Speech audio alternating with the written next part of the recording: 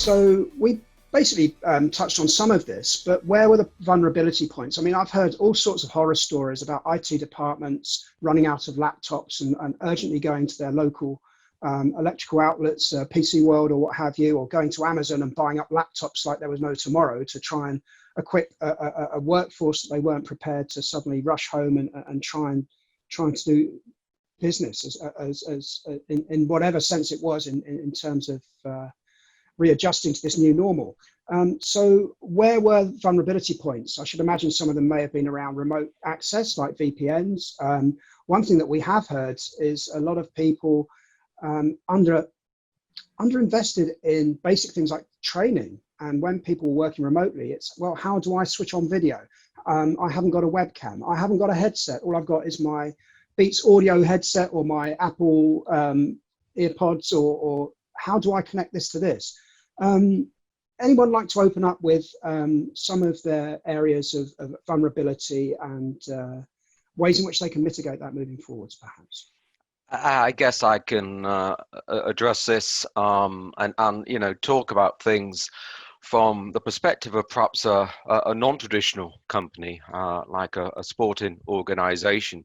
Kind of interesting that we all as technologists sometimes struggle to push innovation through our organizations. I've heard references to shifting culture, mindsets, et cetera, and the one thing I think we all realize is actually necessity is the mother of innovation, and that's certainly what we found in terms of how we address and how we deal with these situations.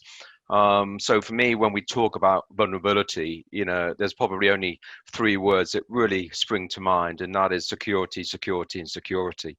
That the level of vulnerability has become more significant and very much escalated to the risk of malicious cyber attacks. So we've invested a lot of time and a lot of focus around increasing our awareness of GDPR across the organization, introducing multi-factor authentication, and really tightening up on VPN access, particularly to those critical services. So it's really that need that's been driven through necessity that's highlighted areas of where we need to focus and where we need to address perhaps those vulnerable areas. Thank you, Michael. That's essential. I mean, I heard initially significant organizations using consumer apps, freemium services, WhatsApp, for example, just to keep the ball rolling. But of course, all your compliance and governance goes out the window when you start using consumer apps. So GDPR and other policies and procedures and things in place sort of go out the window as soon as you break down and start using WhatsApp or whatever. Goodness knows, I'm too old now. Maybe TikTok. I don't know. I don't know what the apps are out there now. Anybody else want to add another sort of perspective to that? Yeah, I think so. We had a couple of test runs before this hit. We've got a very large office in Hong Kong, and the protests in Hong Kong caused us to initiate some of our business continuity plans. So we'd done some live preparation at a smaller scale, which was actually incredibly helpful. But one of the things that I think that we didn't fully consider and is something we have learned and need to think about, I think, in the future, is that it's all very well us having our business continuity plan and our strategy and be able to run our business, but what about our suppliers and our clients? And Arup does about 15 to 17,000 projects a year, of every kind of scale, from a fire strategy right through to building a skyscraper.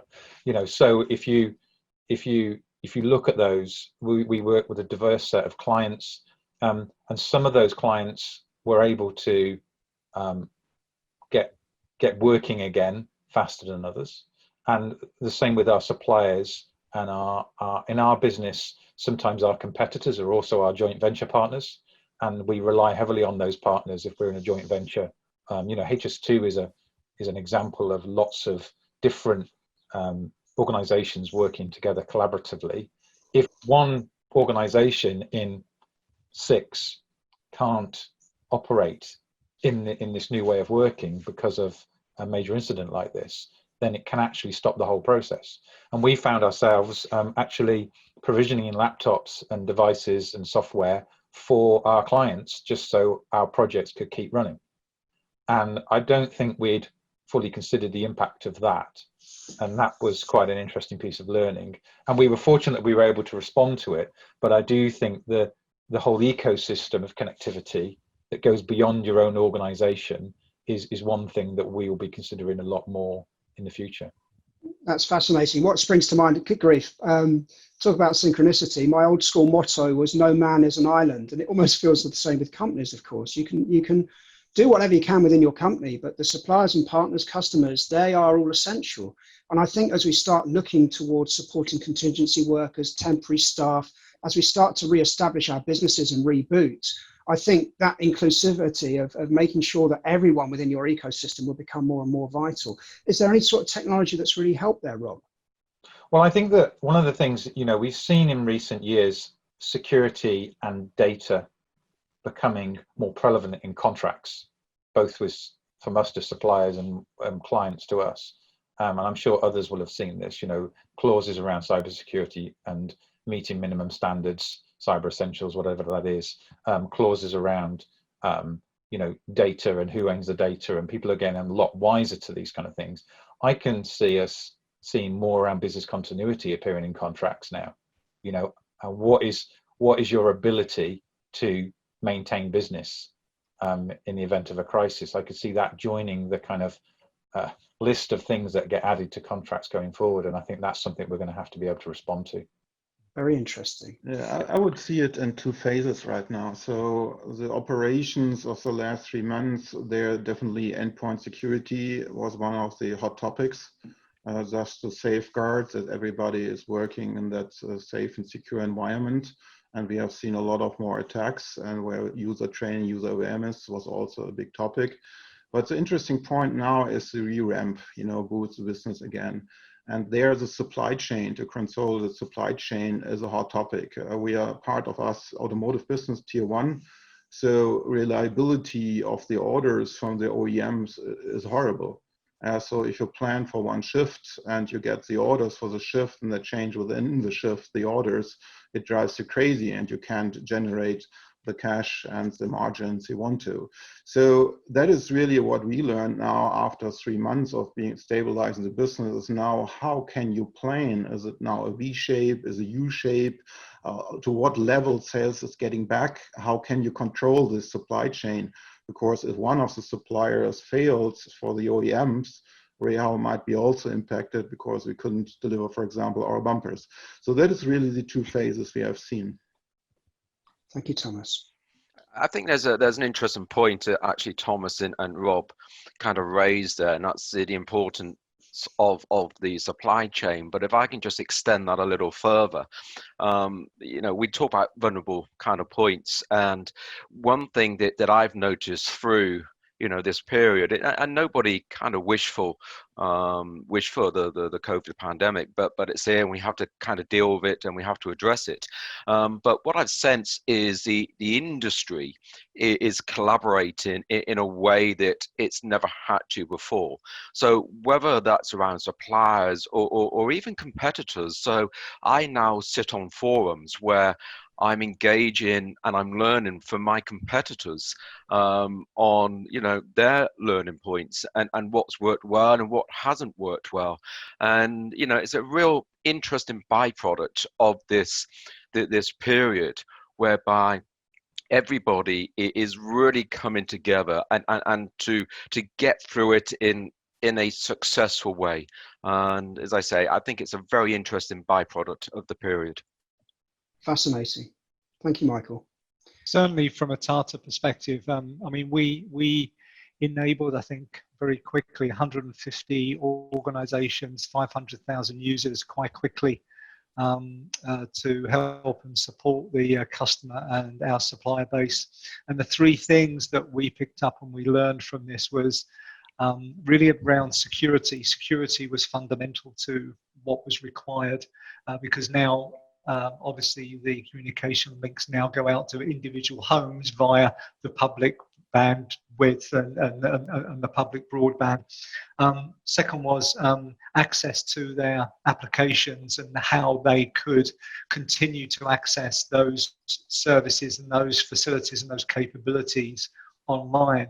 And I think thirdly, it was then a discussion about how new services and new technologies could help them overcome the current problems that they were in, and therefore communicate and secure much better interactivity with their customers and their suppliers.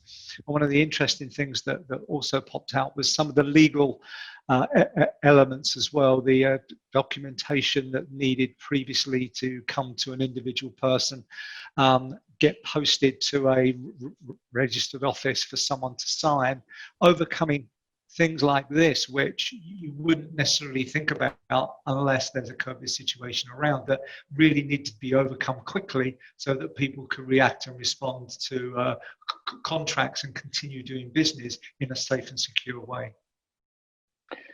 I think the one other thing to add to that, I think I agree with everything that everybody said, is for us as an IT consultancy, a lot of our interactions were always face-to-face with clients. And we've been doing a lot of work with new tools. So obviously everybody's jumping onto Zoom or Teams or whatever. But there's a lot of other things in terms of interactive tools, interactive whiteboards, tools like Mural, that actually do help you to work very effectively remotely with your customers. The problem is that they don't know how to use those tools either. So it's very similar to the things the other gentlemen talked about, is you've got to take them on a journey as well. They want to carry on working with you, but you're trying to introduce not only continue with the deliveries that you're already doing, but you're suddenly having to do things remotely and introduce a whole set of new tools and techniques into that. How do we do remote workshops with these interactive tools? We're still learning how to do some of that, and then we're going to have to take our clients on the same journey instantaneously. It's proving quite challenging. Thank you, David. Oh, this is a question that we haven't really thought about, but I'm going to throw it in here anyway. Is good enough good enough? We've spent a fortune as an industry promoting telepresence and really high-end telepresence units in offices. Obviously, there are some better headsets than others, some better video cameras than others. Has technology like laptop webcams, has that stood up? What's the lowest common denominator for a lot of you guys? Have some of you turned around and said, the audio quality is like unacceptable for my tinny speakers and microphones, or is good enough good enough? Are you looking at cutting back on? Sorry. So we've done a lot of replacing kit for people and shipping out. Jabra speakers pretty much sold out on Amazon. I think people noticed, and people have adapted and realized maybe wearing a headset 8 hours a day, 12 hours a day, 6 days a week is not actually that practical. And so I think that a lot of people have been adjusting, and we've seen people's home office spaces develop over the last few weeks has been interesting. I think what will be more interesting is to see how the professional standards adapt to this. The COBITs, the control objectives for IT, ITEL, service delivery, capacity planning, and all these kind of different standards and governance standards that we adhere ourselves to and aspire to deliver against. It'll be interesting to see how they respond to recognize this changing world, but also pick up on those lessons learned that we've talked about. And I think there's some things missing now from some of those best practices that it's going to need a kind of a 2020 update to kind of focus the whole industry and everyone meeting that kind of that new high standard.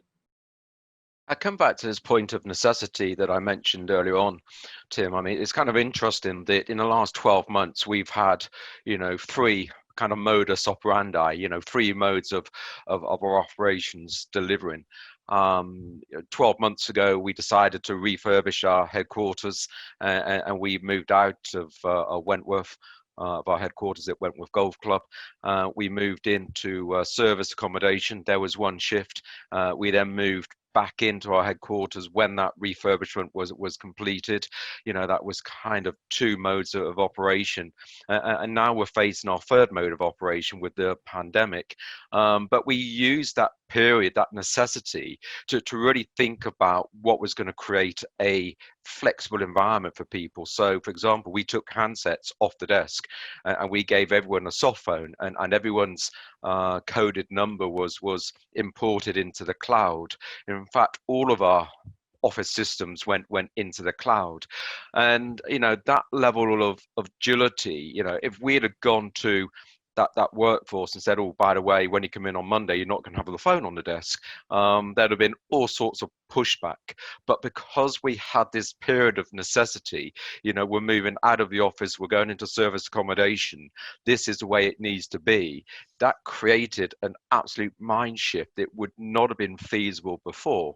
So the adoption of collaborative capabilities, new tools, a new way of working, agile working, all of this has been possible because of this necessity that has been born out of the pandemic situation. So, it has been, I said it earlier on, nobody wished for this period, but it's been quite an incredible enabler for adoption of new technology throughout our organizations. Yeah, Sure. I mean, Michael, extend on that, the level of appreciation increased by a lot, basically. So the people really started to appreciate that technology is there and is operational. And so it was not a question about the, let's say, hardware. There was appreciation that they could run their business, that they could work remotely. And so that brought us really in a positive way to the next level. Yeah, people kind of view working from home right now in our organization as an extension of the office. And they don't kind of view technology as being those guys over there. We have fundamentally changed their attitude towards what technology can deliver for the organization. Is a true enabler of business and continuity. So do you think this sort of pandemic, really fascinating discussion here, because I've always felt frustrated that technology hasn't really been viewed as a strategic platform that adds business value. I almost feel like as an industry we've missed the mark, and I almost feel that sort of elevated that sort of status for technology as a way of, well, not only keeping the lights on, but also as a strategic platform to build on. That is like your backbone. If it's working well, you don't recognize, but if it hurts, you say, oh, my back hurts, yeah? And that is with technology. If it works, great, and they appreciate that it's working. That's my philosophy. I think what is really, really emphasized as well during this period, where everyone has suddenly become reliant on technology and necessity in a way that perhaps we didn't before, is it's demonstrated the critical importance of reliability and service quality and great user interfaces of the tools, particularly for collaboration tools. So when we think about, you mentioned telepresence. I mean, telepresence would be great, but actually, when you're in this kind of crisis situation, that isn't really what matters. It's about, can people communicate? Can people collaborate in the way that they need to? Are the tools that you're using intuitive and really simple to use? That it's kind of flushed out the importance of that, I think, this whole situation.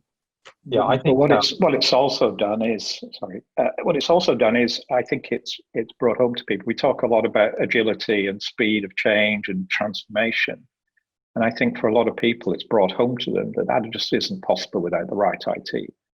And I think it's moved IT to be much more in the core of the business for a lot of organizations who realize that they just can't achieve what they want to achieve without the agility. And the speed of business change has accelerated massively. We've just been talking about it.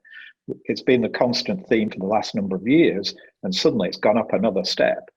And without the right IT, then you can't have that business agility. Yeah, I completely agree. I think it's been a coming of age for technologists and IT people, really. And, there's always been that perception as IT is a cost center rather than a value center. And I think that shift, this incident, this crisis, even 5 years ago, I don't think businesses would have been able to manage like they have been able to manage now. for so many reasons, whether that be infrastructure, technology, capability, all those sorts of things. But it has been a real moment, and I think the rhetoric around the value of technology has always been there. You've always heard CEOs going, yeah, well, you need the technology strategy is absolutely critical to our business and all this kind of thing. But the reality of it sometimes quite different, especially when businesses are under various pressures.